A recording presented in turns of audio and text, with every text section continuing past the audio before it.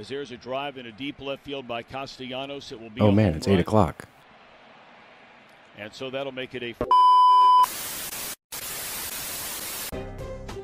I don't need the spotlight. I shine just fine. Hi, I'm Karma, and yes, I am a bitch. Brav Bros. Good morning, everybody, and welcome back to another episode of Brav Bros, your favorite podcast from the bros for everybody, for whoever wants to listen. I'm your co-host, Steele Russell, joined as always by the one and only Sunday Morning Goots. What's up, dude? We are finally getting around to getting you guys content early in the week, and that means recording on a Sunday morning before football starts. Well, actually, football's on right now, but it's a London game. Who had the London game? I didn't even check the lineups this morning. I know, it's Jaguars and Patriots. I saw, I got a notification. I'm like, oh, shit. Oh, never mind. It's just the Jags and the Patriots. Who cares? Yeah, nobody cares about that game. Overseas at 9 a.m. I'm good. I don't need to watch that. But we're not here to talk football. We're here to talk RHOSLC. But it is Sunday. The Birds do play today, and we figured it would be a smarter move to record beforehand. Yeah. Just in case. We learned our lesson from the the Phillies travesty of the playoffs after trying to record after. Oh, God, yeah. That was a nightmare. I don't know what I expected. But, hey, today's a new day, new team. I said this is just a glimpse into the life of a Philly fan. So I texted our group chat this morning, our fantasy football group chat, which is predominantly Philly fans. And I just said, Sirianni get right game, Saquon revenge game. This is going to be the week that it was a positive speech. Yep. There was positive affirmations to our fantasy football group, and it was immediately met with, why would you curse us like this? Yeah. So that is where we are. That's what we do with our sports teams. But hey, we're hopeful that we're kicking the day off right with a little bit of Bravo to get us in the right temperament, if you will. So it's going to be we're going to have a lovely Sunday today. We are. I'm going to order a cheesesteak today. Why not? I am too. I'm picking it up from Sunshine Sandwich Shop after this. That's a tough one to say. I'm trying new ones every week. But as I said, we're Sunshine. We're here to talk RHOSLC, which this season continues to deliver on all ends. This is an impressive start for the ladies of Salt Lake, and I have to attribute a lot of that to two very unlikely characters. Okay? Because one, Angie K, let's not forget her character arc here. She was awful when she started, and she has quickly risen to middle of the title screen, middle snowflake. And rightfully so. She's doing a great job this season. And the second caduce goes to newbie Bronwyn, who is I thought you were going to give it to Mary Cosby. It's three. Give me a 3 podium stance here. Boop, boop, boop. We've got 3 unlikely characters delivering this season. Everyone else is doing their job as we need them to. They're all showing up for work, which is great. But those 3 in particular, wow. And then honestly, 4, throw Britani in there because Jesus Christ, she's a wonderful cast, wonderful wild card. But it's people that I didn't see coming. The rest, I'm like, all right, you're doing what you always do. Mary she's been great on all ends. She's been wonderful. She's showing her life, everything we need her to do. Britani is this wacky wild card that is genuinely being herself. Like the crazy is literally her. The aloofness, everything that's coming from her end. And I think the best part of it is she seems like a nice person. She just seems like she's in her own world on her own planet. And then you get Bronwyn delivering, and it's just, and Angie K. I didn't see it coming, but this is how you do a show. This is how you do a show right. They fucking nailed it. I still have a theory that they gave Angie K the center snowflake just to mess with us, because I think it's just funny. I think that she was just as surprised as all of us when we saw that. I do believe that she was just as surprised as we were, but I do believe that she is doing enough to deserve that. I don't think that it's why is she in the middle anymore? I'm like, all right, I get it. I went through the idea of who they could put in the middle. Obviously, we'll leave Bronwyn out because she's new. I would be okay with anybody having that center snowflake except for Whitney. If Whitney had it, I would actually be upset. Whitney and Mary, I would be perturbed. Mary would be funny. I would laugh at that. If Meredith had it, I'd be perturbed. Yeah. Meredith, I wouldn't be upset about it, but it wouldn't make a whole lot of sense. I'd be like, how did you get there? Lisa would make the most sense. Heather would make sense just because it seems like she's like kind of the glue of the group that just stays together. Yeah. And she's delightful this year because she's doing so much of a better job this year than she did last year or the year before rather, because she's not getting involved in anything. She's just kind of like there until this episode. She kind of is, but she's still just like spreading information. She's not herself involved. She's not doing anything wrong. She's just, letting people know what's going on, spreading some rumors around there. That's the way you got to do it. And I think Heather's really good at doing that. But yeah, no, it's just a good time to be a Salt Lake fan. Everybody needs to be watching it. I don't know what's going on with those ratings, but they doesn't need to make sense to me. Pump them up. If you're not watching RHOSLC, and we'll start doing this on other shows because we always tend to promote the show that we're covering, which makes no sense because if you're listening, you're probably watching. We did do it on the other ones, but this is arguably the best Housewives season this year, and that's saying a lot because OC has been fantastic. But I think OC still has them, but barely, barely. And I'll it's tell you only what doesn't have them is Roni. No, Roni's not even close. But that's the funny thing is we now have multiple shows performing very well. Yep. Potomac's great. OC's phenomenal. Salt Lake's phenomenal. That's 3 out of 4 are hitting, and that's rare. Let's be honest. That's just the rule of we're playing statistics now. Yep. You know what I mean? We do this a lot where we have a big docket. We got a lot on the table, and usually it's like 50-50. We're like, these are really good. These two are so-so, whatever. Right now, they're predominantly really good. So I'm thrilled. It's peak Housewives season, peak Eagles season. Things are turning around for us, right? I don't know why you just slid the Eagles in there. Why would you do that to us? Because we're literally wearing head to toe Eagle stuff. It's going to come up. Yeah. I'm trying to change the narrative of how we approach games. And the best part, because you know me, 5 minutes into the first quarter, I'm going to text something horrible to the group. This fucking team is terrible. I already have my college team lost last night. It was embarrassing. And I woke up this morning with just 0 fucking. Beep, beep. Yeah. Some guy was doing that at the bar last. Oh, God. There was this jackass. Just a little side story before we get into RHOSLC. There was some jackass at the bar last night. Did you almost get in a bar fight? He was a fucking goof. He looked like Sideshow Bob. He had this weird, like, circular hat on, and he had hair just, like, sticking out to the sides. And he kept looking at me. There was, like, 50 Texas fans at this bar. There's a bunch of Georgia fans upstairs, too. Kept staring me down every time that something happened. It goes, I love that.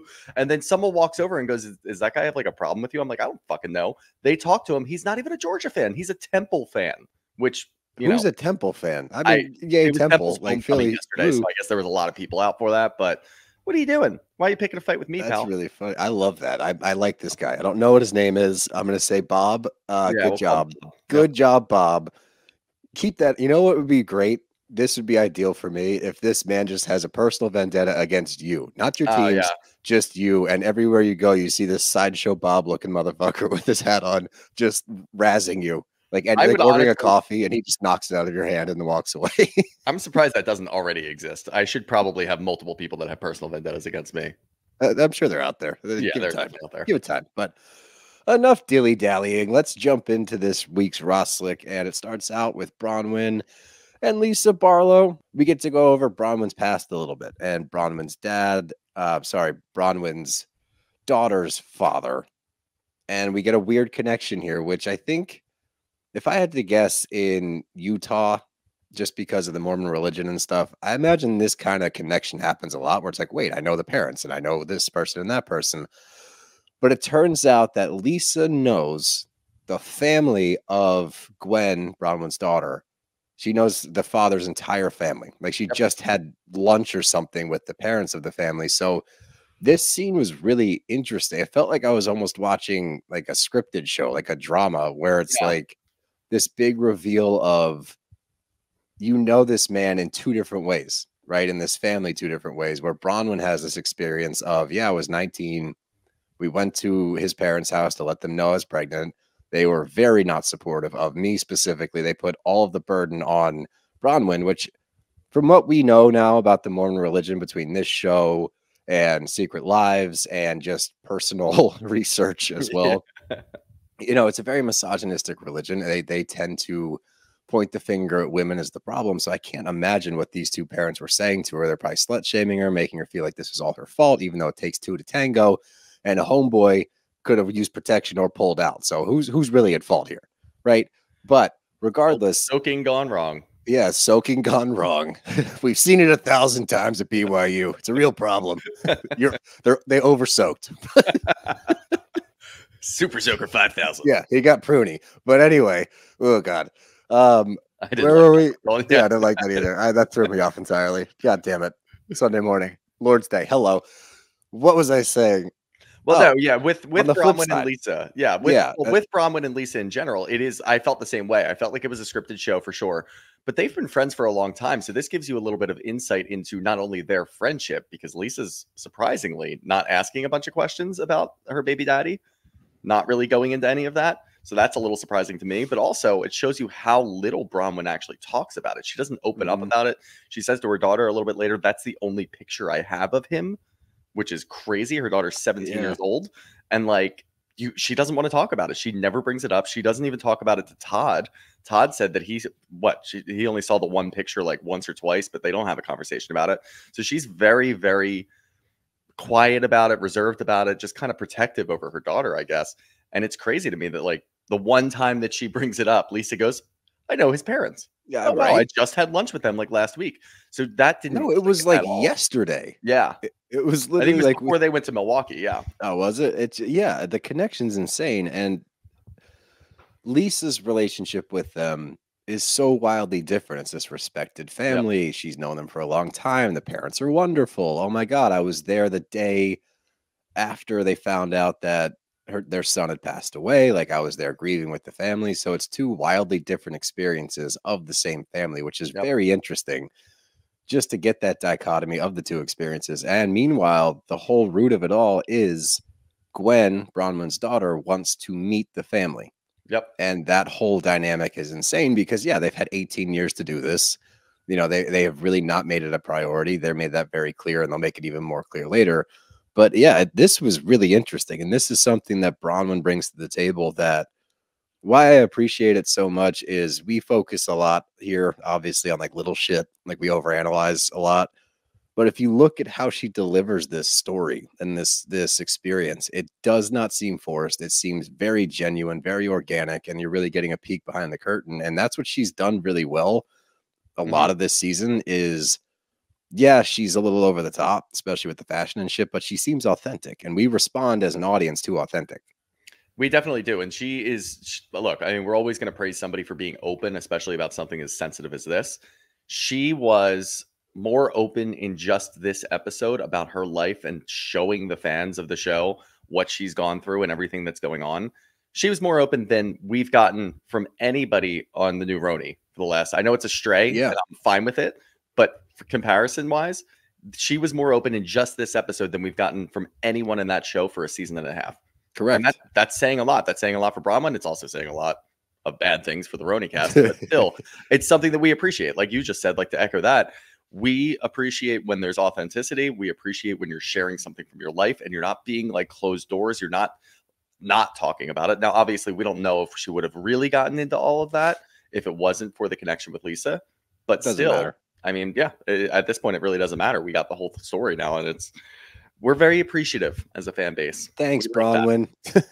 Thanks for sharing. Thanks for sharing. But we move on from there, and we're with Heather, and we get this video of Britani returning home to master manipulator. I don't even know if it's a master manipulator. This dude, Jared Osmond, is quickly becoming Johnny J 2.0. But it's a video of her returning home. Remember, they're besties, right? They're best friends. They're BFFs. They're not dating, according to him. She gets back home to 4 dozen roses and a card from Jared saying that he would like to meet up. And now, a big old unicorn. Oh, right. Sorry. Forgot about the unicorn. But now Britani, she owes it to him to meet up. Why? Why are you letting this guy flip the script on you? It's so clearly obvious what he's doing, and the rest of the group had your back, and you were grateful for that support. Yeah. Now you get home, and you find a bunch, like, this is the easiest move in the world for a douchebag. I'm going to send you $500 worth of flowers and a fucking unicorn with a half-ass card, and poor Britani falls for it immediately and then goes on the offensive against Lisa Barlow. I know it was a wild turn of events, but honestly, this is textbook toxic relationship. And we knew it going into this as soon as she said we've broken up and gotten back together 16 times in the last 6 months, you know that it's a textbook toxic relationship, that he is manipulating every little step. He's doing everything under the sun to try to keep her close enough while still far away so he can still text brow girls on the side. So exactly. Yeah, it is brutal. And we knew it right away, but that's one of those situations where everybody around the situation knows what it is and can call it out and supports you and says, like no, the situation Sorrentino? Yes, that guy. Tax evasion. But everybody around you is saying the same thing. Everybody else is calling out these red flags, and she can't see it because she's so deep in the toxicity that she is actually going to take offense and blame Lisa because she took her phone and started doing what Britney should be doing. So it's crazy to watch, but I love watching it unfold because it is great TV. Yeah, but it's baffling to watch her brain rationalize these moves that this douchebag is making. And what the girls did for you in Milwaukee was the correct response to Jared's fuckwithery, if you will, because he is leading you on clearly, quite clearly. It doesn't take a genius to read those text messages and understand what this douchebag's trying to do. Your girls had your back. They took the phone and responded accordingly, and they pumped you up and knocked him down, and you were all for it until you find yourself in front of a lot of flowers. You're like, you know what? I owe it to this guy who hasn't given me shit. I owe it to him to go have a sit down and chit chat with him. Like, He gave me a unicorn. He gets me. He understands how I tick. God, he loves me so much. Look at this unicorn. It's so pretty and fluffy. God. I don't understand. And it is great TV, but it's sad. It is sad. You're just like, you can separate the two. It's really fun for us to watch because it's so crazy. But you can also feel bad for her. But we find out a little bit more about the Whitney Alibaba situation. Whitney is also pissed at Lisa because Lisa threw the necklace in the trash, which is fucked. That was mean. Did she throw it in the trash or did she? I thought she just left it on the desk. I got two different stories. Yeah, see, that's what I'm not sure about. I think she left it on the desk, which is more symbolic than throwing it in the trash because I don't think that the hotel manager would have called Whitney, which is still so funny. Like, why would the hotel manager call Whitney? It's like, he wants to get involved, jewelry, or they want to get involved in that drama. They're like, ooh, maybe. this could be. They have cameras in the room and they overheard the conversation. They're like, ooh, we're going to get involved in this. No, the hotel management has cameras? Yeah, dude. Most hotels probably do. Oh, great. That's awesome. You ever seen those clips of like checking the mirror to make sure it's not a two-way mirror? Oh, the two-way, you put your finger on it. Yeah, I know all the tricks. I lived in hotels for a long time. Thanks, baseball. But anyway. Humble brag. Yeah, is it? Staying in the Best Western? You got motel money? I got those Super 8 motel bucks. The Red Roof Inn change. But we also find out that Lisa is actually the root of the Alibaba rumors. So Lisa told Meredith, Meredith told Heather, Heather told Whitney. That's the chain of command as we know it for now. But that is a weird wild card if true. It's just weird to me that like I would have accepted, and I still, part of me still thinks that the true story is that Meredith saw this on social media, either through DMs or saw it like on Instagram or Reddit or whatever. I don't think it was Lisa. I don't think Lisa's involved. I really don't. And we'll get to the scene with her and Justin driving and they're talking to a fucking podcaster, which by the way, FYI, podcasters, stay the fuck out of these shows. If they want to use your clip from an interview and throw it into the show, fine. Do not get involved. It's slimy. It's stupid. It's just for fucking clicks and content. He's claiming bad edit, by the way. Oh yeah, sick, dude. Yeah, because you looked like a little snitch. Fucking goddamn it, I hate that so much. But still, I think that Meredith found it on social media because look at how upset she was in that Sprinter van while they were going to wherever they were going in Milwaukee. She said that you didn't ask me for my opinion. You didn't ask me for my advice on this. So yeah, why would I? I think that Meredith was upset about it and she's spinning it in whatever way. I don't think Lisa's involved. I don't think Lisa told Meredith and Meredith is now protecting Lisa. That would just be a weird move to me. So I just think that Whitney has an issue with Lisa because Lisa's mad about Whitney being on a podcast saying that she is the villain, which like, whatever. I take anything that Whitney says with a grain of salt. Who cares? Just move on with your life. That's probably the better approach. But I think that this is just boiling over, and I think that any opportunity that one of them has to throw the other one under the bus, they're going to do it. I just don't think Lisa's really involved in this. Yeah, I don't know. I think it'll come out. It makes more sense because of the podcast. Maybe this is her way of getting back at her. I could see it being Lisa centric, or I could definitely see her and Meredith sitting down just shooting the shit, gossiping a little bit, and her saying, "Oh, did you hear about this?" And then Meredith doing some more digging. DM that I got. Yeah, or like Meredith do some digging after Lisa tells her that, and then Meredith finds that. I don't know. There's a lot of questions or a lot of potential, I don't know, moves that they could have made, but I wouldn't be baffled if Lisa is behind it. But this scene was interesting, and it's Mary with Robert Jr., and I don't want to speak on it too much as far as speculating goes. Let's just say it wasn't a fun scene. It was a little dark. Yeah. Yeah, and her reactions to Robert Jr. and his headspace, if you will, seemed alarming. Like she was concerned and talking about like she wants him to contribute to society, but in his current situation, he's incapable of doing so. It was a troubling scene. I think anybody watching it, like I didn't feel comfortable. I was like, I don't think we should be seeing this. There seems to be something going on here. Yeah, and I think everybody watching that scene had the same feeling. Yeah, about what they saw, and it's just not. Yeah, we didn't need to see it. No, I think that's something that production should have just cut. Honestly, I think it's in poor taste. Yeah, I agree. Like just it's like how apparent it was. It's like, yeah, it's uncomfortable.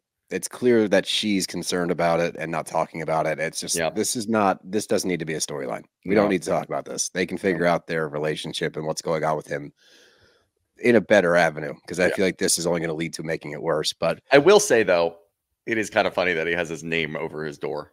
That was hysterical, especially because it's so blatant and there's nothing else on the walls. It's just Robert Jr. And like, do you think that they put that up when he was like 4 years old, or do you think they put it up when he was like 20? Or do you think they put it up right before the season started, just so they know when we're filming this, it's Robert Jr.'s room. And if you look at her room, it has cartoonishly large children's letters that say Mary's room.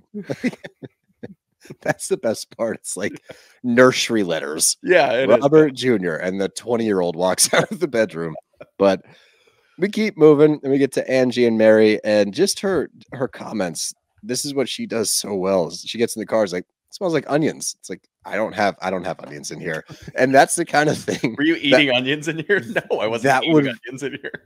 That would wreck me. Like someone saying something like that, I'd be like, fuck, I'm an onion guy. Like that's my smell. Like I would be so bent out of shape for an extended period of time by just an innocuous, it smells like onions. And that would live rent free in my head. I'd be smelling everything I own. Like, am I the onion guy? Yeah, you've got a burlap sack in your back seat. You always smell like onions. But they're going to a hip hop dance class. I had such higher hopes for that scene when I found out they were going. Why? What were you thinking was going to happen? I just thought it was going to be a little more emphatic, a little more comical. I was like, they're going pretty comical to begin with, but again, this is just one of those situations where I'm just going to be grateful that Mary is doing this. She's done a she's on board. She is participating in everything, and she's even saying things like, I love ziplining. It's like, what? Why? Yeah, she's a big zipliner. Yeah, like, what is going on? She's done it in Jamaica. So have I, by the way. Maybe we did the same zipline, Mary. You could have, honestly. That's a good claim to fame. I'm just happy that she's getting involved, though. She seems like she's in a better place and just having a good time. Maybe it's, being away from your step grandfather, but I don't know. Who knows? Let's just appreciate it for what it is. You mean her husband? That's what I said. Yeah. The two are, it's the same. Interchangeable.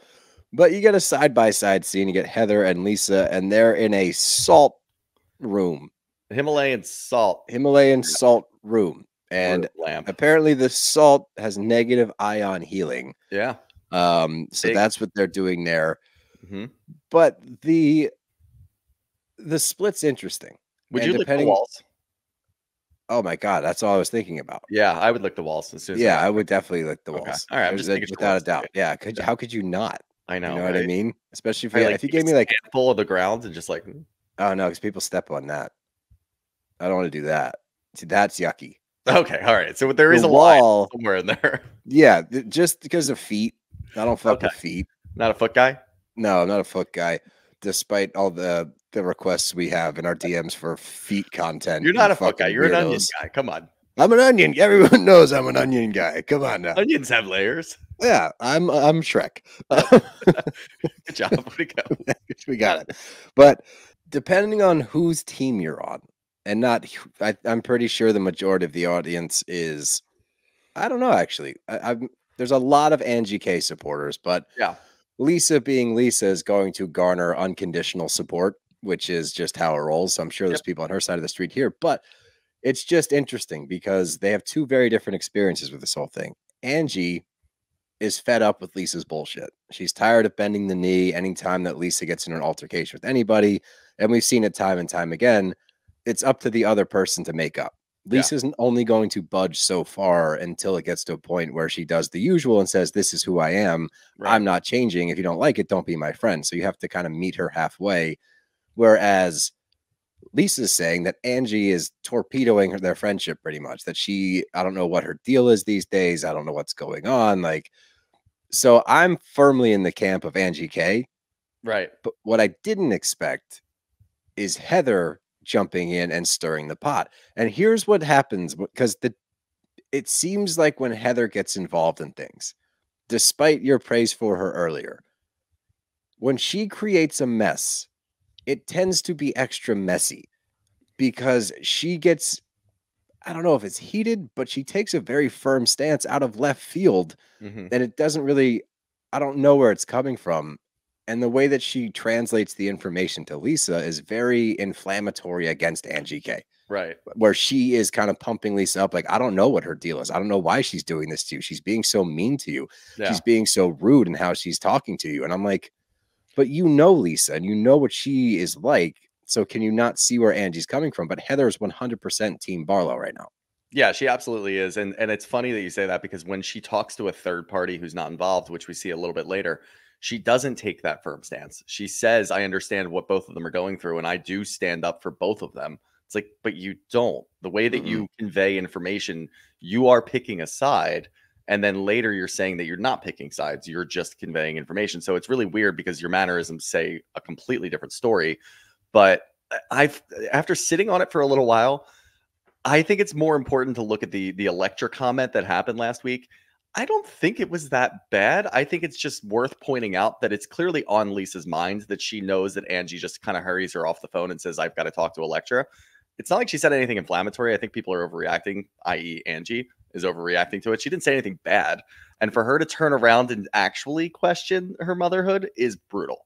That was a weird overreaction. And again, look, if Heather had said this and we didn't know what actually happened and she just threw it out there, it would be one thing. I would agree and say she's getting really messy and just throwing things at the wall and seeing what sticks and just trying to create a storyline, trying to create a little bit of drama. But we actually have the footage of Angie saying that. So I'm like, bit of an overreaction. She didn't say anything bad about your motherhood. She didn't say anything bad about Electra. She just said, you get off the phone and you make an excuse saying that you have to go talk to your daughter. It's like, okay, she probably does, Lisa, because you talk forever and you don't let anybody talk when you're talking. So I don't blame her for that. But Angie getting really upset about that is a little weird. And then turning around and saying this is a complete overreaction. So I'm actually on Lisa's side for this. Well, as far as that goes specifically, yeah, I'm on Lisa's side. The video game comments of her being a neglectful mom. Yeah, I'm not Team Angie. Starting off the episode with her son playing video games is so funny. Yeah, dude, Bravo did it dirty. Yeah. But I agree with you there. Like, I'm on her team for that. That was an overreaction. Yeah. I understand why Angie got upset, especially in the moment. Just by bringing kids into it, regardless, you're going to get a reaction, even if it's not that mean. That's just how it goes. So I get it. And you're also going to get a reaction when you bring children into it. I did think it was fucked that she immediately went for the bad mom thing, where it's like, you don't even spend time with your kids. They're playing video games all day. No, she didn't deserve that. But again, you get to a point, and I've seen this friendship between these two, and we've seen friendships with Lisa in the past. I imagine you reach a breaking point where it's like you say meaner shit because you're so fed up. It's one-sided friendship too. Yeah, and trying to relay that to Lisa to change the dynamic or become better friends is impossible because she refuses to change. And she literally says that this is me. It's who I am. If you don't like it, get the fuck out of here. So yes, complete overreaction by dragging her as a mom. Because from everything we've seen from Lisa with her interactions with her kids, even the way that her kids respond to her, She cares. She's a good mom. She tries her best. It's very evident that she puts a lot of stock into her children. So no, we're not going to knock her as a mom. That was fucked up. Yeah. I'm just wondering how much of that is I've reached my breaking point with this woman. I don't give a fuck anymore. I'm going for the jugular because I've had it. That's what I'm getting from Angie K at this point. Yes, it was an overreaction and an overstep, but is it warranted because of I can't do this shit with you anymore? I'm done. Like, it's a snap. Yeah, it's going to be important to see how Angie actually lets us know where she is, and if she can do it in like an articulate way, and she can say, I've been feeling this way. I've been strained in this friendship for a long time because I do feel like it's one-sided and everything's all about Lisa and nobody ever cares about what Angie thinks. If she's able to give us that information in a constructive way, then I agree. Then that's obviously something that's going to happen. If she doesn't do that and she just keeps going down this path of like, well, you insulted my daughter first. It's like she didn't. And then you completely overreacted. Then I'm still going to be on Lisa's side. But I do agree. If she's able to tell us that it is a one-sided friendship and that's what the storyline is going to end up being, I don't have a hard time seeing that because we have the daughter Lisa for what she is. Yeah. Yeah, I hear you. But it's just interesting because Heather blames Angie 100%. Lisa blames Angie 100%. Yep. Angie blames Lisa. So it's going to continue to shake out. They're still at odds now. Like, Angie was doing an interview and called like Lisa a twat. Yeah. And then Lisa like every responded. Day something new comes up, or like they're just like in Twitter battles, but they're not actually. Every once in a while, Angie will like quote tweet something that Meredith put out there or Lisa put out there and say something back. But neither Meredith nor Lisa is actually like tagging Angie. They're just subtweeting her. Yeah, Lisa really responded with, ew, so trashy. It's literally every Wednesday, unless one of them goes on a podcast. It's literally every Wednesday right before the show. They get into a heated altercation on Twitter. It's so funny. It's great. It's great for the show. Awesome. I love it. Keep it up, ladies. But we get Whitney driving with Justin, and this is where she gets a phone call from her casual friend / podcaster, Adam. And yes, we know who this person is. No, we don't like this move at all. This gives podcasters a bad name. This makes us look bad. You're making everybody look bad because what you're doing is being a little errand boy for housewives. No, that's not our job. We're not fucking snitches. And that was such a snitch move. And he's like DMing other accounts on Whitney's behalf to try to get to the bottom of something. We don't do that, okay? For everybody out. That's not a common move from content creators. And I hate that we got dragged into it because one content creator wants to go and be a little snitch on TV so he can get his TV time. And then he claims bad edit. You did this. What did you think they were going to do? Chop it up to make you look good? They don't give a fuck about us. Like, you just made all podcasters in our space look like little dirty snitches. I hated that. Yeah, I couldn't stand it either. And also, like, what the fuck is that approach of I can't reveal my source, but if you ask me questions, I will. First off, you started off by saying it's somebody in your group. It's somebody on the show. Yeah, okay. So there's 5 narrows choices. It down to fucking 5, you idiot. Then it's saying, I can't tell you specifically who it was, but you can ask me questions. Okay, there are very pointed questions that can be asked, and you can confirm very easily. Just fucking have the balls to just say it was Lisa. 3 questions. Yeah, just have the balls to just start off with, yeah, this was Lisa Barlow. Then just do it if that's what you're going to do. If you're going to allow Whitney to get it for herself, and then what? Then you're claiming bad at it. Or he wasn't saying you have to. No. The account that he messaged made him play the guessing game. Sure. They said, yeah, maybe. But even then, it took 3 questions. And the funniest part to me was the reaction from Whitney. I don't know if it didn't land. I don't know if it took her a second to process. But he was like, I asked if they had a liquor brand. And they said yes. And Whitney was like, well, the only person that has a liquor brand is Lisa. I know, like, yeah. Yes, we Whitney. know.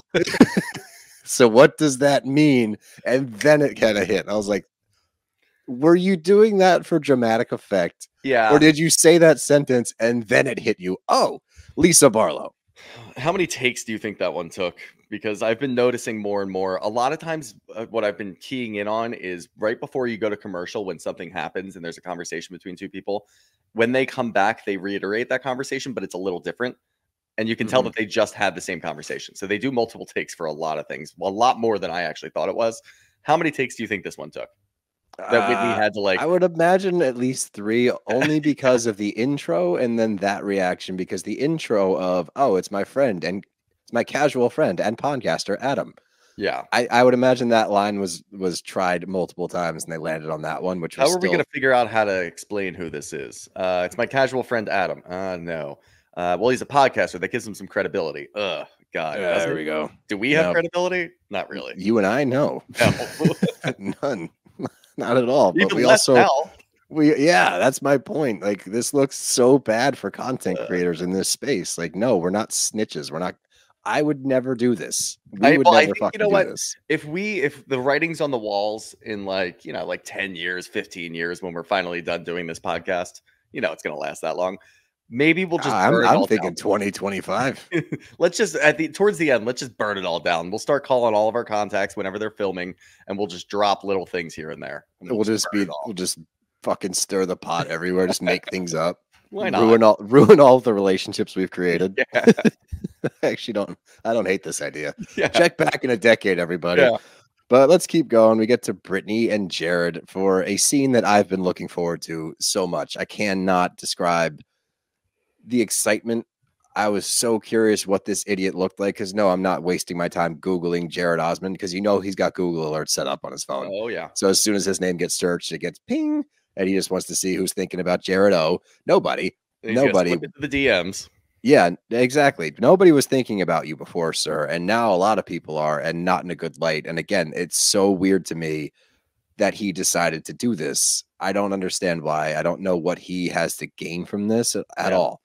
Because they sit down and he immediately starts the gaslighter, like instantaneous gaslighting of proportions I don't think I've seen. I've never seen this much. He fucking starts out of the gate. He's like, I missed you. I didn't see this coming. You went to bed and you FaceTime me. And then the next day I'm getting these weird text messages and then nothing and blah, blah, blah. Not how that happened. Like, no, we watched Lisa tell her what to say and text her at the casino. And then you were FaceTiming at the fucking Bucks game a little bit later. And then the next day was when the text, like, it's all out of sorts. Like, he doesn't even have his facts straight. And he's immediately, like you said, gaslighting her as soon as she walks into the room. It's like, what the fuck, dude? You just sent 50 fucking roses and a unicorn. You know that you messed up. You're trying to pull her back in. This is like a case A type manipulator, immediately just getting after her and making it her fault. Why did you send all those roses if you don't feel like it's kind of your fault, but you're still going to turn it back on her? And Britani falls for it, and it was tough to watch. We can look at it in a different light. It was kind of enjoyable because you like watching, I loved watching losers like this. But yeah, I again felt bad for Britani. I did too. But I wish so badly that we had video of Lisa Barlow FaceTimed him and sang him a Besties song. Which, God, we needed that. Yeah, I need that. Oh my God, like Lisa calling him and sarcastically singing him a song about being best friends is amazing. And that's, you would think that Britani would garner. You would think that Britani would get a feeling of support from this group. Like these ladies rode hard for Milwaukee against this douchebag. Yep. But no, she has the exact opposite reaction because this guy's such a good manipulator. And the words that he's using intentionally, and this is textbook narcissistic manipulation going on right here. He's like, people that love each other don't do this to one another. This tells you, all right, and this is a good lesson for everybody out there. Like, hey, we like to point out fuckboy behavior and how to decipher through it. This is a very, very big one. This is quintessential fuckboy right here. Anytime that they say something along the lines of private conversations are meant to be private conversations, and I have a real problem with that. What he's saying is the way that I talk to you is for a reason, because I want something from you. I don't want other people to see the things I say to you because they're going to assume that I'm more into you than I actually am. I need you at an arm's length available to me when I'm lonely, horny, and bored. So I talk to you a specific way. If that gets out there in the public airwaves and people see how I talk to you, they're going to know that I'm a fuckboy, and I won't be able to bang whoever I want to bang because they're going to think that we're dating. That's why he uses words like best friend, BFF. That's why when he posts you to his story, Britani, it says BFFs at Costco. It's so all of the other side chicks out there don't say, hey, are you in a relationship? Or if they do, he can say, no, We're just best friends. And then when he talks to you face to face, he's going to say things like people that love each other. And I really cared about you. I was blindsided by this whole thing because it keeps you in that little space where you're just far enough away that you're not in a relationship. And he can use that against you and say, I told you we're just friends. But at the same time, you're close enough that if he wants to reel you in for a night of fun, he can do that as well. This is textbook fuck boy behavior, and Britani falls for it every single time. And he says certain things like, you know, I hold your hand in public and, you know, I really care about you. And then she lists off the reasons that he's not that involved that upset her, such as he's still on the dating apps. He drops her hand when a pretty girl walks by, and he doesn't post you on socials. That's all you need to know. If you're getting your hand dropped because some attractive woman walks by and he drops your hand, why do you think he's doing that, Britani? It's because this guy is a total fuckboy loser, and he thinks he's also the type of guy, because they all are. This is the type of guy that thinks he has a chance with every single chick out there just because he thinks he looks a certain way and his last name is Osmond and he lives on Osmond Lane.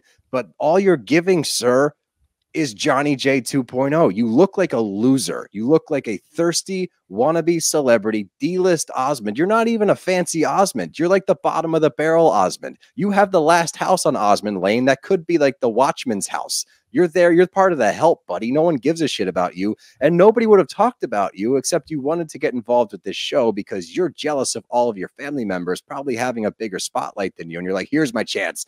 I'm going to manipulate Britani and get my face out there. And people are going to know what a great guy I am because I'm a wonderful guy. I'm a generous guy. Does this sound familiar? Because all I'm seeing is John Jansen from Utah and Jared O looks like shit. And I ask again, sir, what the fuck are you doing? Why did you think this was a good idea? Especially in Bravo. We're going to fucking skewer you, pal, and you deserve it. Leave Britani alone.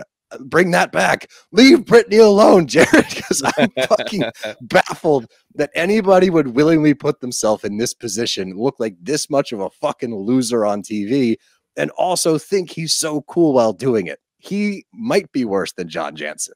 I don't know yet. If we gave him a chance, if he had enough time, I think he could be. Because I did the same comparison in my head. I think you just hit the nail on the head. I mean, we love a good 50, 55-year-old fuckboy. We love when they pop up on our screens because it is so funny to watch 50-year-old men still behaving the way that they did 30 years ago, 40 years ago, whatever. And yeah, I mean, look, it's entertaining. I don't know what the fuck's going on in Britani's head. I can't figure it out. When she started listing all of the things that he does, I'm like, wait, so you have these ready to go in your head. You know specifically what he does. You agree with all the other women supporting you, including Lisa, who is supporting you and telling you all of those things that you already knew that you're telling us now, but you're still going to give him the time of day. You're still going to say, don't ruin this relationship for me. Is it just because he's an Osmond, or are you just so hell-bent on staying in this relationship because it's so toxic and because you're so messed up in the head from it that you don't know which way is up? I can't figure it out. I think maybe it's two parts. You think it's two parts? Okay, go ahead. I think the Osmond plays a big part, obviously. Yeah. The Osmond name is contributing to a lot of it. I also think, you know, she's got a weird relationship with her ex and her kids and just relationships in general. I think that she's lonely. I think that this feels good because he does love Bomber behind closed doors. And, you know, it's nice to be wanted. And so in the moments that she wants to be wanted, she is. And then he neglects her. But she's desperately trying to get that high back where it's like, Jared, pay attention to me, because she doesn't want to be alone. I think that between not wanting to be alone and the Osmond of it all, she spun this narrative in her own head of, I know him better than you guys. And that's the other thing. Anytime you have to say that line, like, you just don't know him like I do, that's a problem. Yeah. You know, people should be able to get to know him. Things that are going on that you're not telling us. You know him better. He's probably doing worse things. Yes, he probably comes back like and showers before he hangs out with you because he has to get the stench of another woman off of him. Like, that's this kind of guy. And he's like, oh, I'm an Osmond. You didn't do anything, sir. You were just born. Like, you can tell right away, though, and something that seems like a little innocuous, but it was kind of funny to me. As soon as she walks in and the waiter walks over, We'll just do a charcuterie table for the whole table. Like Brittany doesn't actually say a word. They have no discussion about what they're gonna do. He just orders. He orders for her. You're gonna eat what I want to eat. Yeah, the lady will have. Yeah. Don't do that. No, you idiot. But let's get to Gwen and Bronwyn. And this scene for me really pushed her ahead in the numbies and the rankings because of, again, authenticity. And we watch her and Gwen, her daughter, discuss the dynamic of their family. And Gwen is impressive as hell as well. Like, she's so mature, so articulate, so emotionally intelligent. They're having this conversation about her dad and their family, and she was all stoked to get to meet him. And they seemed initially that they were excited too, but then it starts to shift a little bit. And this is kind of similar to, I guess, the story that we heard about them when Bronwyn went to their house to let them know that they were pregnant. It's almost like if it's on their terms, it's okay. Like if she's ready to accept us, then we're ready to meet her. What that says to me is we're not going to apologize for anything, but if she's ready to accept us for who we are, then yeah, we're ready to meet her. And that's got to be confusing as shit for a 19-year-old who's trying to figure this whole thing out. 17, excuse me. And she wants to get to know her father's family. She wants to get to know her father through them posthumously and understand what he was like, see pictures of him, get to know this other side of her life that she has been completely walled off from for 17 years. On the flip side, you have Bronwyn, who's trying to come to terms with the fact that she was not enough, and not in a negative way. She gave everything she could and seemingly is a wonderful mom. She gives a shit. The way that Gwen responds and talks to her tells you that they have a good relationship. Yeah. You can see it on TV. It's very real. It's authentic. We love that. And you can tell that they give a fuck about each other. So that's nice to see. You don't always get that.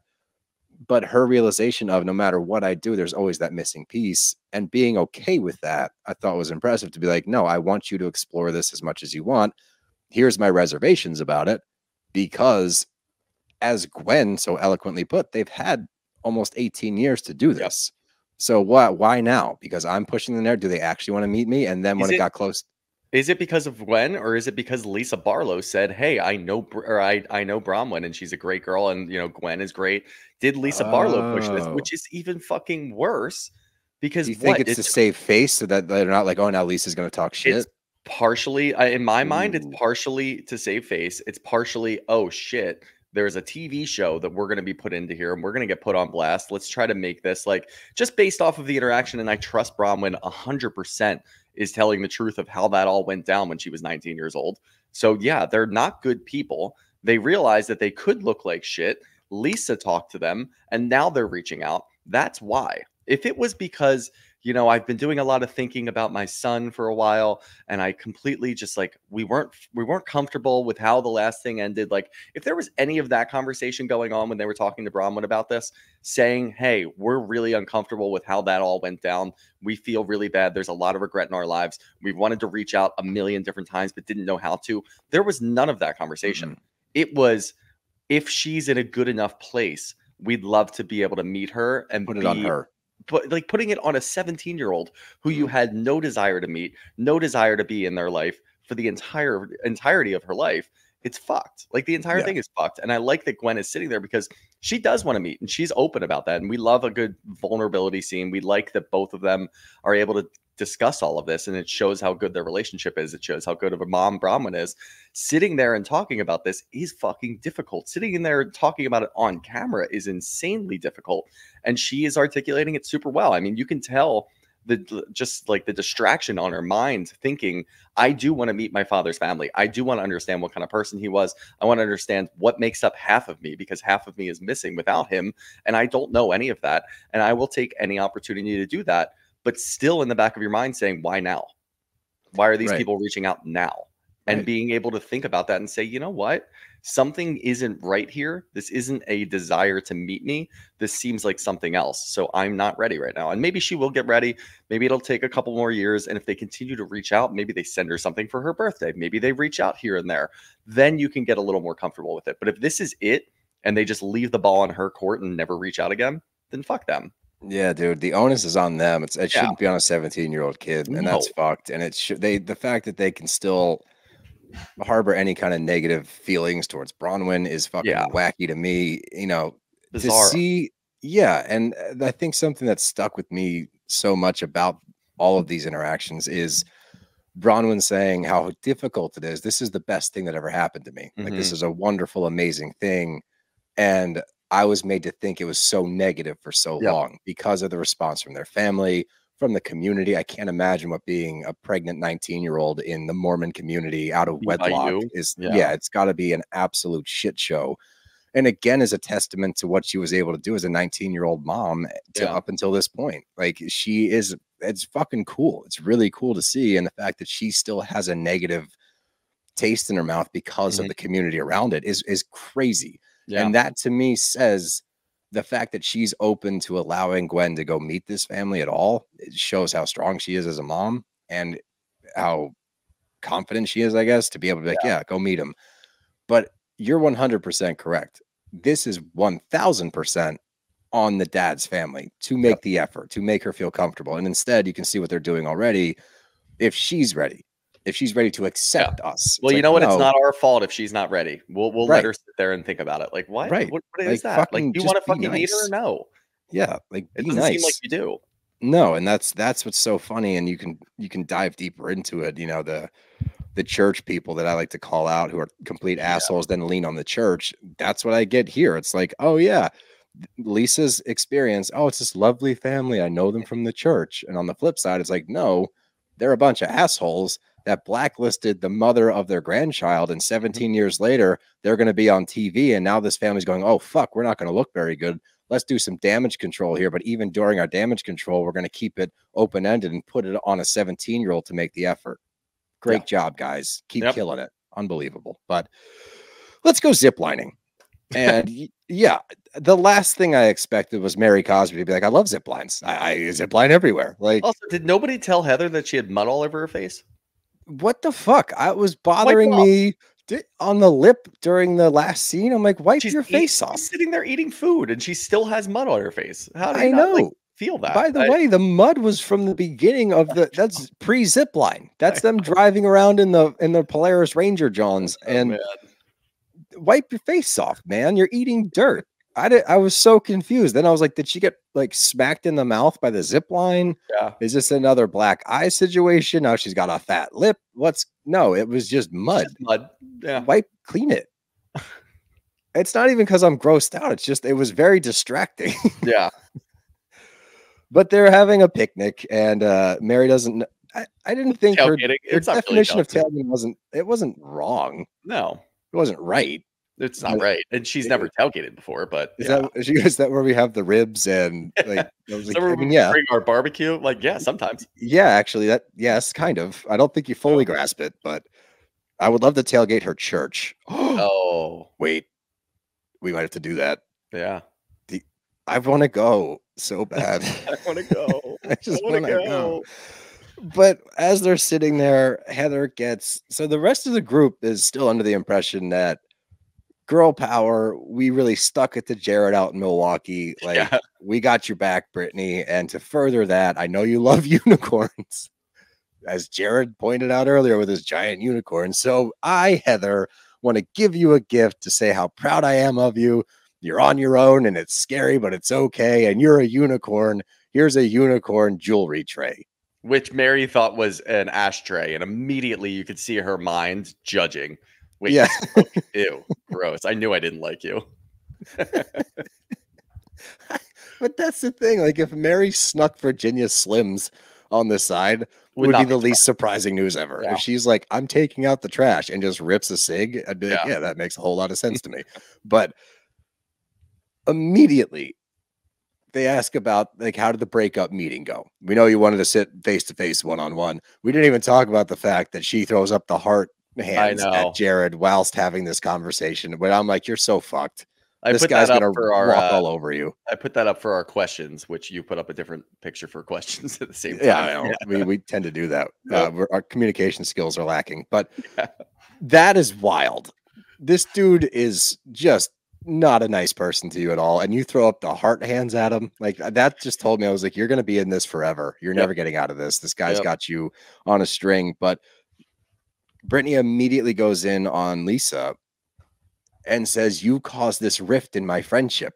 It's crazy. And Lisa is baffled, like just baffled. Friendship. Yeah, exactly. You threw a rift in our friendship, and I'm so mad at you. And Lisa's so taken aback. She's like, "Wait a minute." And this isn't like a Lisa moment where it's like, "Yeah, Lisa, you know you're wrong." This is 100% that everybody watching is confused as well. She's like, "Wait, we like kikied about this. Like you were laughing, you were excited, we were high-fiving and shit. This was a fun night for us. This was like a breakthrough moment for our friendship. That's where you really bond, you know, dragging an ex. Like, let's roast this guy together, and then we'll hug it out and drink some champs, and we're besties now." Yep. We've seen it 1,000 times. Not this time, because Brittany is so perplexed by this man. And she starts to defend him, and it's just painful. She's like, he just wants to be private, and I just want to be in a good place with him, and you ruined it. And Lisa is so I think everybody in that moment finally sees it for what it is, and she's like, just stay out of it. And all three of them are like, great, done. No problem. I love Mary has remained consistent on this entire issue since day one. Please let us stay out of it. Stop talking about it. I don't want to be involved. Brittany takes one little shot at Mary, and Mary's like, I don't fucking care. I just do not care about this at all. I've never cared about this. This is bizarre to all of us. If Mary Cosby's sitting there saying it's weird, it's got to be fucking crazy. It's very really weird out there. So yeah, I've said it since day one too. This is insane. Why are you telling these women about this? Now you're getting mad at Lisa. You brought it up. You started all of this and did you need to feel sorry for me because I'm going through this and I don't know how to feel. Lisa took charge of your friendship and ruined it for you to make you feel like you're in a better place. And now you're defending this loser against Lisa, who you can be friends with. And now that's fun. So great move. And I love that we just move on. You know what? We don't know what the hell's going on here. Let's just move on and let's act like nothing happened. Okay, cool. Brittany says that. Let's just move on. It's like, well, you did this. You brought it up. Yeah. You fucked up the tailgate. The vibes are way off now. Nobody likes a bad vibe tailgate. So well done, Brittany. That's what's going up in New York right now. Oh boy, MetLife, bad vibes tailgate. Oh boy, that place is garbage. Yeah, a garbage place in a swamp. Boo, Giants fans. Bruce, gross. Boo, Jets fans too. Oh yeah, you know, just New York fans, gross. But they do move on, and they're talking about hip hop dance class because Heather's like, "Oh, you saw my daughter," and Heather's like, "Oh, you saw Georgia," and Mary's like, "Yeah, I did." And everyone else is like, how did that happen? Like, and she's like, "Through the wind." The wind brought it to me. The wind brought it to me. The wind back. Yeah. You can tell she's trying to not say I was with Angie. Yeah. Just in the most merry way possible. Like the wind blew. I thought she didn't feel comfortable telling all of them that she like went to a hip hop dance class because Lisa started asking questions. And she's like, yeah, through the wind. I just said it was through the wind. Like, okay. Yeah, it's through the wind, idiots. You're right. You're right. It was because she didn't want to bring up Angie because she knows what's going on. Correct. I don't think she's embarrassed. That was my thing. I was expecting a lot more from the hip hop dance class, and neither of them were like overly embarrassing. And I wanted them to be, and they were embarrassing. Yeah, it was whatever. But yeah, she's trying to avoid saying that she was with Angie, but it eventually comes out, and Lisa points out that she hasn't talked to Angie. And I like Mary in this moment because she is more objective than we have seen. And I do believe Mary to be more objective because I think that Mary's on team Mary always. Yeah. I think that even if she's friends with somebody, we can see that shift nearly instantly. Yep. So when she's objective about a situation, I actually believe it. And she's just questioning both Heather and Lisa. And she's like, well, Heather, why are you coming to Lisa's defense so staunchly? Like, what happened where you're jumping so headfirst into this? And she's like, well, I've seen the way that Angie talks to her, blah, blah, blah. I'm not for it. And Mary, of all people, calls her out on being a liar sometimes. Yep. Now, this is where she started to lose me a little bit because the trail of lies. The trail of lies and what she starts to say about the trail of lies. Well, the black eye makes sense. She got me with the black eye.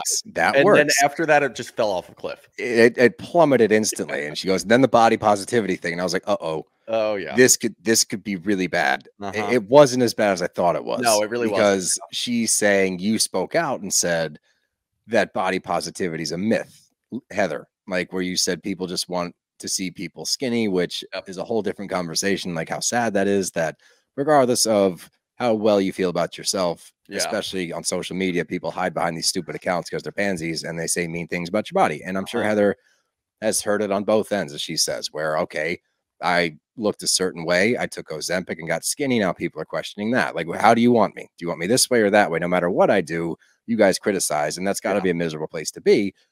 What I thought Mary was saying is that by getting skinny, you are anti-body positivity. That is what I like, thought she was saying too. And then thankfully Bravo came in with the edits of, you know, what was actually said, the articles that came out. And I'm like, yeah, but still it doesn't make any sense. But I did think that she was going down that path. And I'm like, Mary, don't do it. This is a very weird move. Everybody already knows what you do. Don't do it. You're going to do it again. Don't even bring it up. I'm pleasantly surprised that it ended up with just something that made zero sense. That's not what Heather was saying at all. The black eye, you had me. Then you went into the body positivity thing, and I'm like, that's not a lie. She's going through something that you don't understand at all. Correct. And by the way, the first episode when Heather walked in, you noticed her for the first time because she was skinnier. Correct. So you're already in a weird. You're furthering her point, honestly. But you know, with Mary, you just kind of fucking ignore those things because I like that she's standing up for her friend Angie, and she's not even like she didn't even go that hard on Lisa because she understands that Lisa and Angie just have an issue. And she's like, let's try to further understand this. Like, where the hell are you coming from? And then she just lets it lie. Goes on to Heather, which we pointed out earlier. She's getting messy. She's stirring things up in a way that only Heather can. And I like that Mary is defending her friend because it's essentially like, Heather, what are you doing? Why are you involved in this? This has nothing to do with you. And now what? You're taking a defense against Angie because of the way that she's talking to Lisa? Like, it just seems two-faced. Like, you've known Angie since you were in high school. Why are you not defending her? Why are you not understanding where she's coming from? Are you asking any more questions as to what her issue is with Lisa? It's not just about the Electra comment. There's clearly other things going on with their friendship. And now you're just using the same terms that Lisa does, talking about redefining the terms of their friendship. Like, what the fuck does that even mean? Stop saying that. Lisa said it a bunch of times. I still didn't know what it meant. Now you're saying it. You're just on team Lisa for whatever reason because you're just getting up her ass. And it's just weird.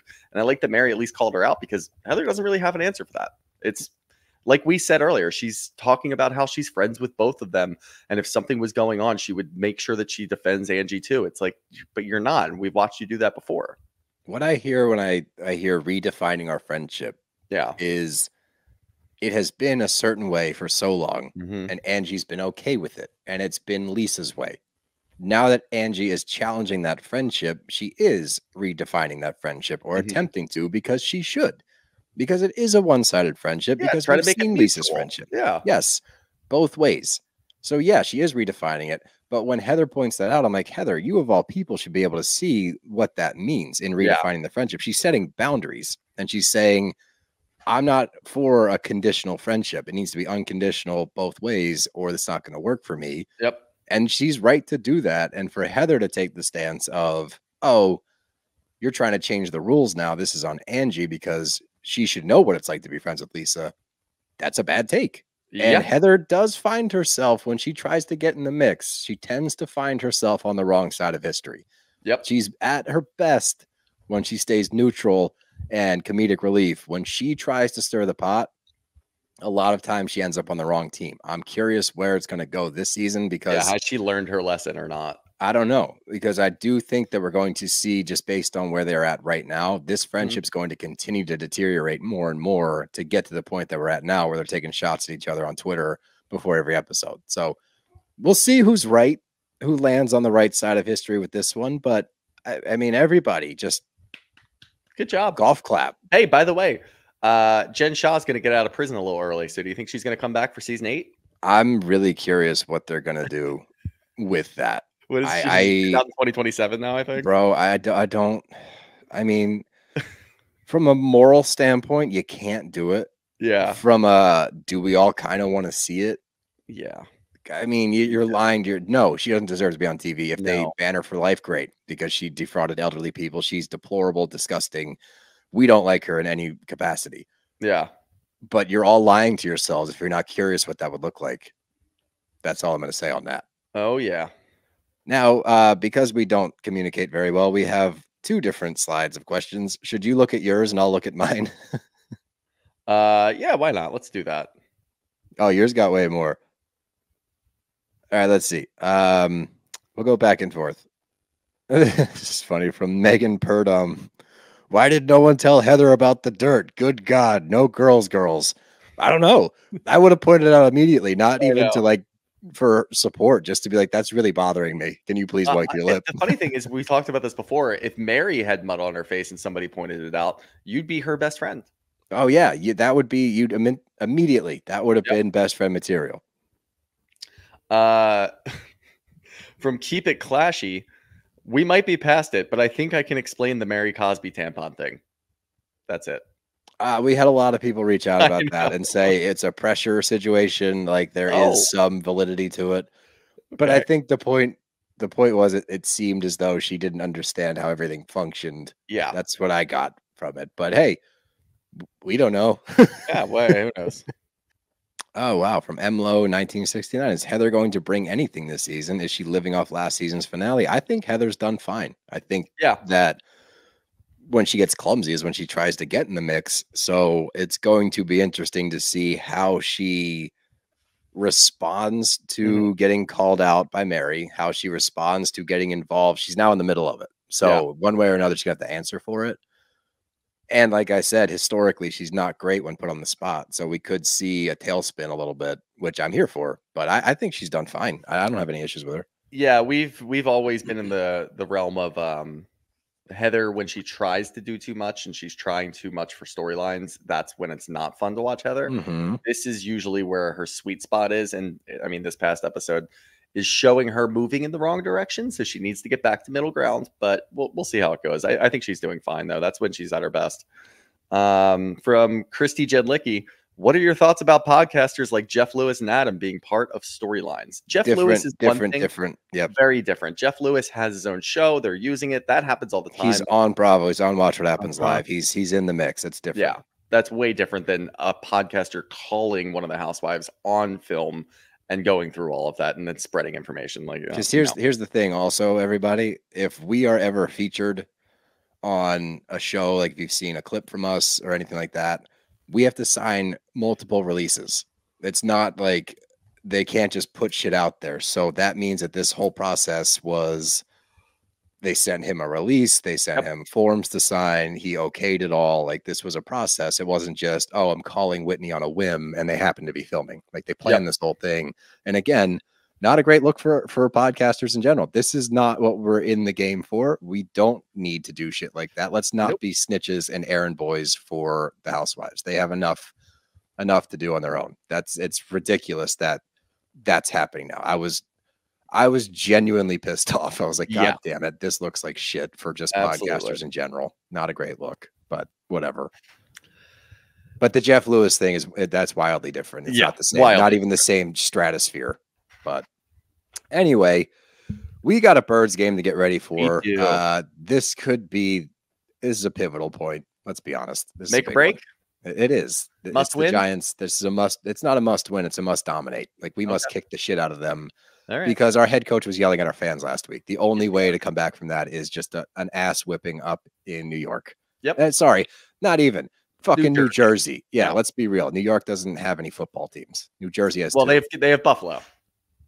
That's so funny. That's the only New York team is Buffalo. Yeah, up north. Fucking the Jersey Giants. Fucking dirtbags. Boo. But anyway, go Birds, and Rob Bros are out of here. Bye.